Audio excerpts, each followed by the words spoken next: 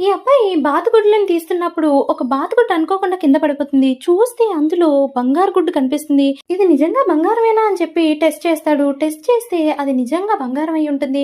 దాంతో అతను చాలా అంటే చాలా షాక్ అయిపోతాడు. అసలు బాతు బంగారు గుడ్డు పెట్టడం ఏంటి అని చెప్పి వాళ్ళ ఆవిడతో చెప్తాడు. దాంతో వాళ్ళ ఆవిడ అయ్యయ్యో అని అంటుంది. ఏమైంది, ఎందుకలా అంటున్నావు అని అడగగానే నేను మార్నింగే ఆ బాతుని అమ్మేశాను అని చెప్తుంది.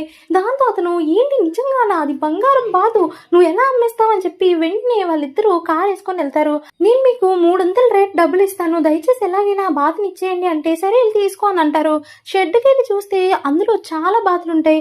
ఏ బాతు కనిపెట్టడం చాలా కష్టమైపోతుంది. కానీ వాళ్ళ బాతులా అరిస్తే ఒక గుడ్డు పెడుతూ ఉంటుంది. అందుకని వీళ్ళు బాతుల్లా అరవడం స్టార్ట్ చేస్తారు. కానీ ఏ బాతు కూడా గుడ్డు పెట్టదు. దాంతో వాళ్ళకి ఇంకా అలసట వస్తుంది. వాళ్ళ బాబు ఇంకా నేను ఇంటికి వెళ్ళిపోతాను అని చెప్పి వెళ్ళిపోతాడు. వెళ్ళిపోగానే అందులో ఒక బాతు మాత్రం వాళ్ళ బాబుని ఎత్తుక్కుంటూ వెనకాలే వస్తుంది. దాంతో మన బాతు దొరికేసింది అని అంటాడు. వీళ్ళందరూ కూడా బాతు దగ్గరికి వెళ్ళి బాతులా అరవడం స్టార్ట్ చేస్తారు. అరవగానే అదొక గుడ్డు పెడుతుంది. దాంతో ఆ గుడ్డు నిజంగానే బంగారమా కాదా అని చెప్పి మళ్ళీ వెళ్ళి కొట్టుతారు. కొట్టగానే అందులో నుంచి ఒక బంగారు గుడ్డు వస్తుంది.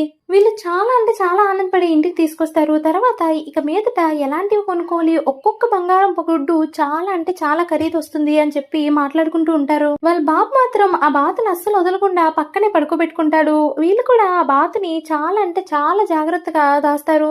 వాళ్ళ ఆవిడకి చాలా అంటే చాలా బాగా నచ్చేస్తుంది.